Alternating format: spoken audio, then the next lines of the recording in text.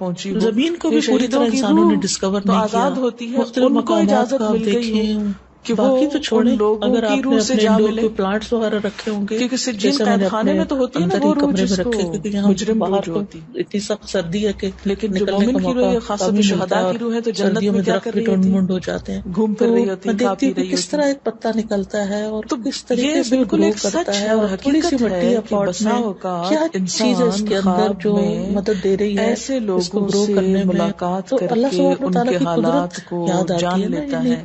کائنات ایسی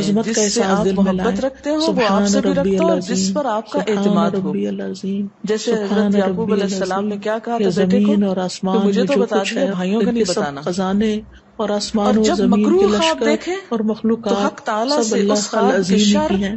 پھر اور اس کے شیطان کے بعد فتنے سے سمع پناہ اللہ مانگے. لمن حمدہ، اللہ تعالیٰ جب کی برا خواب تعریف، دیکھیں اور پھر دوبارہ جب تو اس سجدے میں خواب جائیں کے تو اللہ شر تعالیٰ کی صفت علو اور جو ہے کہ شیطان کے اللہ تعالیٰ فتنے سے پناہ بلند ہے، مانگے کہ شیطان بہت بہکانے بلند. لگا انسان کو. سبحان ربی اعلیٰ کہتے ہوئے اس کی اچھا، آپ بلندی کو دیکھیں کہ ذہن میں لائیں اور اپنی پستی کو، بعض کہ ہم اوقات نے یہ اپنا ہوتا ہے کہ سر اور اپنا جس ناک سے جو ہے ہمارا کسی زمین پہ سے رکھ دیا ہے، اختلاف ہوا ہے، اور اصل بڑائی تو اللہ ہی کے عقیدے لیے ہے، میں، اصل گھر کے جھگڑے بلندی میں، تو اللہ کسی ہی کے ذاتی لیے ہے.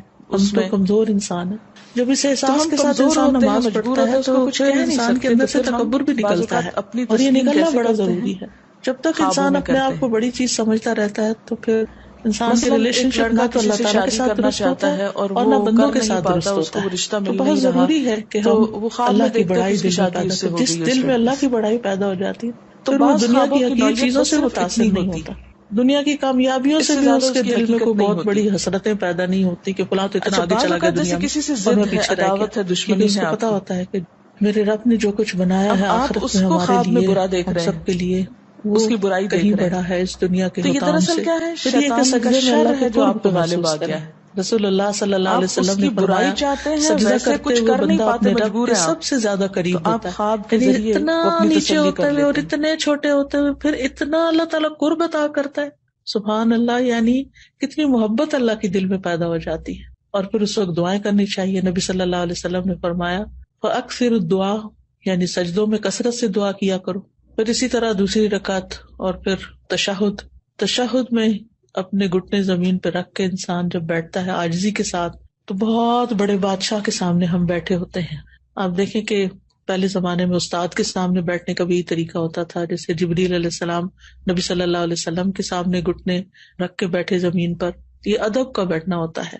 اور دنیاوی بادشاہوں کی یہ عادت رہی ہے کہ جب انہیں مختلف تحائف دیے جاتے ہیں یا ان کی تعریف کی جاتی ہے تو ان کے سامنے اسی طرح بیٹھا جاتا ہے اور بہت عاجزی کے ساتھ.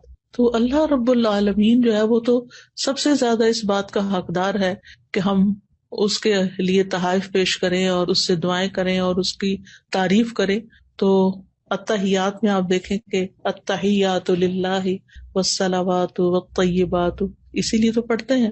اور پھر اس کے بعد درود شریف پڑھتے ہیں، نبی صلی اللہ علیہ وسلم کے لیے دعا کرتے ہیں، پھر عباد اللہ الصالحین پہ سلام بھیجتے ہیں اور پھر اپنی آخر میں دعائیں مانگتے ہیں.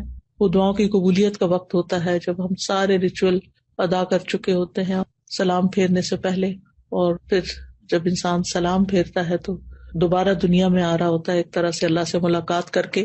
اور پھر اس کے اندر ایک حسرت بھی آتی ہے کہ کاش یہ نماز لمبی ہو جاتی، کاش یہ ملاقات لمبی ہو جاتی. کیونکہ انسان اگر اللہ تعالیٰ سے محبت کرتا ہے تو پھر اس کو جلدی نماز پڑھنے کی فکر نہیں ہوتی. یہ جو ہم جلد بازی کرتے ہیں نا، جیسے قید میں کسی نے باندھ دیا ہو اور پھر اٹھ جاتے ہیں ایک دم سلام پھیر کے. بعض لوگ تو جیسے بچے کر رہے ہوتے ہیں کہ ابھی لیفٹ سائڈ پہ وہ موڑ رہے ہوتے ہیں تو اپنے گھٹنے اٹھا لیتے ہیں اور کھڑے ہونے بھی شروع کر دیتے ہیں. تو اس وقت انسان کو پھر اللہ اکبر کہہ کے، استغفر اللہ کہہ کے، کیونکہ پتہ نہیں کیسی نماز پڑھی کیسی نہیں پڑھی. تو جس کا دل زندہ ہوتا ہے، جس کے دل میں اللہ کا ذکر ہوتا ہے، جس کے دل میں اللہ کی محبت ہوتی ہے، جو دل اللہ سے مانوس ہوتا ہے، جو اللہ تعالیٰ سے سرگوشیاں کرتا ہے، اس کی نماز کا لطف ہی کچھ اور ہوتا ہے.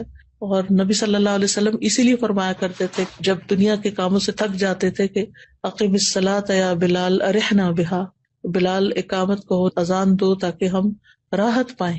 تو نماز دراصل ہمیں راحت پہنچانے کا ذریعہ.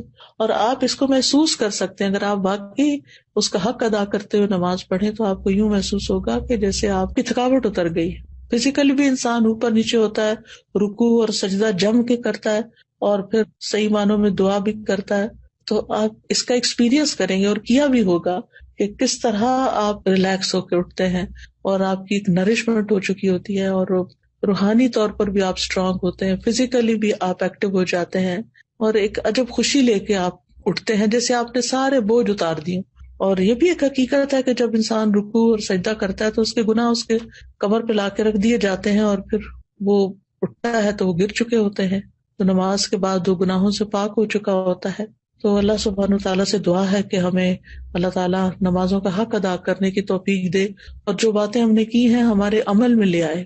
اللہ سبحانہ تعالیٰ ہمیں اپنے مخلص بندوں میں شامل کرے، ان لوگوں میں جن سے اللہ تعالیٰ محبت کرتا ہے، اور ہماری نمازوں کو واقعی اللہ تعالیٰ ایسی نمازیں بنا دے کہ جو ہمارے حق میں حجت ہوں، ہمارے خلاف حجت نہ ہو. اور جب ہم اللہ تعالیٰ سے ملاقات کریں تو جس طرح اس ملاقات میں ہمیں ایک طرح سے خوشی نصیب ہوتی ہے، اللہ تعالیٰ وہاں بھی ہمیں اپنی ملاقات کے وقت خوش کر دے اور ہمیں بخش دے، یعنی ہمارا محاسبہ نہ کرے. اگر ہم اس دنیا میں اپنی نمازوں میں اپنا محاسبہ کرتے رہتے ہیں تو انشاءاللہ اللہ سبحانہ وتعالیٰ آخرت کے حساب کو آسان کر دے گا. نماز کے فائدے. نماز آنکھوں کی ٹھنڈک ہے. رسول اللہ صلی اللہ علیہ وسلم نے فرمایا اور میری آنکھوں کی ٹھنڈک نماز میں رکھی گئی ہے. ابن القیم کہتے ہیں مقصد یہ ہے کہ جس چیز کے ساتھ آنکھ ٹھنڈک محسوس کرتی ہے اس کا رتبہ اس چیز کی نسبت اونچا اور بلند ہوتا ہے جس سے انسان محبت کرتا ہے. تو اس دنیا میں نماز اللہ سے محبت کرنے والوں کی آنکھوں کی ٹھنڈک ہے کیونکہ اس میں ایسی ہستی کے ساتھ سرگوشی کا معاملہ ہے کہ آنکھیں ٹھنڈی نہیں ہوتی، دل پرسکون نہیں ہوتے اور نفسوں کو سکون نہیں ملتا مگر اسی کی بارگاہ میں. یعنی جب تک نماز نہ پڑھ لے چین نہیں آتا، سکون نہیں آتا، اور وہ اس کے ذکر سے ہی خوشحال ہوتے ہیں اور اس کے لیے عاجزی اور خشوع کرتے ہیں، اس کا قرب حاصل کرتے ہیں، خاص طور پر سجدے کی حالت میں. یہ وہ حالت ہے جس میں انسان اپنے رب کے سب سے زیادہ قریب ہوتا ہے. غافل کی اس ٹھنڈک سے محرومی. پھر وہ کہتے ہیں کہ محبت کرنے والے کا سکون اور آنکھوں کی ٹھنڈک نماز میں ہے، اور جو غافل اور روح گرداں ہے اسے اس بات سے کچھ حصہ نہیں ملتا، بلکہ اس کے لیے نماز مشکل اور گراں عمل ہے. جب وہ نماز میں کھڑا ہوتا ہے تو گویا وہ انگاروں پر لوٹ پوٹ رہے ہوتا ہے. استغفر اللہ. غافل نماز میں کیسا ہوتا ہے؟ گویا وہ انگاروں پہ کھڑا ہو، یہاں تک کہ اس کی جان چھوٹ جائے، اور اسے زیادہ اچھی نماز وہ لگتی ہے جو جلدی اور تیز پڑھی جائے، کیونکہ اس کی آنکھیں اس سے ٹھنڈی نہیں ہوتی اور نہ ہی دل کو اس نماز سے سکون حاصل ہوتا ہے. تو نمازی بھی دو طرح کے ہیں. اب ہمیں اپنا جائزہ لینا چاہیے کہ ہم کس میں آتے ہیں. کیا نماز ہماری بھی آنکھوں کی ٹھنڈک ہے یا نہیں؟ اور جب انسان کی آنکھ کسی چیز سے ٹھنڈی ہو اور اس کے دل کو اس سے سکون اور راحت ملے تو سب سے زیادہ مشکل چیز یہ ہے کہ وہ اس سے جدا ہو جائے. یعنی جس سے ملاقات کر کے آپ کی آنکھیں ٹھنڈی ہوں، جب وہ جانے لگتا ہے تو آپ کا دل کیسے ہوتا ہے؟ اداس ہوتا ہے. جب وہ چلا بھی جاتا ہے تو آپ اس کو مس کرتے ہیں. ایسے ہی ہوتا ہے نا. تو اب آپ سوچئے کہ جب ہم نماز سے محبت کریں گے تو ہمارا کیا دل چاہے گا کہ نماز لمبی ہو، اور جب ختم ہو جائے تو بس ختم ہو گئی.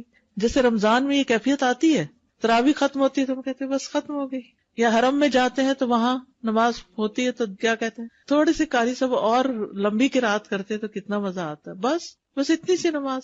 وہاں دل چاہتا ہے کہ لمبی، کیونکہ اس وقت ہم سب کچھ چھوڑ کے ایک خاص کیفیت میں ہوتے ہیں. اور رمضان میں بھی شیطان چونکہ قید ہوتا ہے تو ہم اپنے اون پر ہوتے ہیں، تو اس وقت بھی نمازیں ہماری ترجیحات میں آ جاتی ہیں. اور تکلف کرنے والا ایسا دل جو اللہ کی محبت سے اور آخرت کی محبت سے فارغ ہو اور جو دنیا کی محبت میں مبتلا ہو، اس کے لیے سب سے زیادہ مشکل کام نماز ہے، اور اسے سب سے زیادہ ناپسند نماز کا لمبا ہونا ہے. حالانکہ وہ فارغ ہوتا ہے، صحت مند ہوتا ہے اور اسے کوئی کام بھی نہیں ہوتا، پھر بھی وہ نماز نہیں پڑھتا. نبی صلی اللہ علیہ وسلم کیا فرماتے تھے؟ یا بلال اقم الصلاۃ ارحنا بہا. اے بلال نماز قائم کرو، اقامت کہو، ہمیں اس سے راحت پہنچاؤ، ہمیں سکون پہنچاؤ. یعنی ہم دنیا کی تکلیف، تھکاوٹ، تنگی اور مشقت میں مبتلا تھے، یہاں تک کہ ہم نماز میں مصروف ہو جائیں. پھر نماز کا فائدہ کیا ہے کہ اس سے کامیابی ملتی ہے. قد افلح المؤمنون الذین هم فی صلاتهم خاشعون. یقیناً کامیاب ہو گئے وہ مومن جو اپنی نمازوں میں خشوع کرنے والے ہیں. رحمت ملتی ہے. وَأَقِیمُوا الصَّلَاةَ وَآتُوا الزَّکَاةَ وَأَطِیعُوا الرَّسُولَ لَعَلَّکُمْ تُرْحَمُونَ. نماز قائم کرو، زکوٰۃ ادا کرو اور رسول کا حکم مانو تاکہ تم رحم کیے جاؤ. نبی صلی اللہ علیہ وسلم نے فرمایا جب تم میں سے کوئی آدمی نماز کے لیے کھڑا ہوتا ہے تو رحمت اس کی طرف متوجہ ہوتی ہے، یعنی اللہ کی رحمت آتی ہے اس کی طرف. رزق ملنا.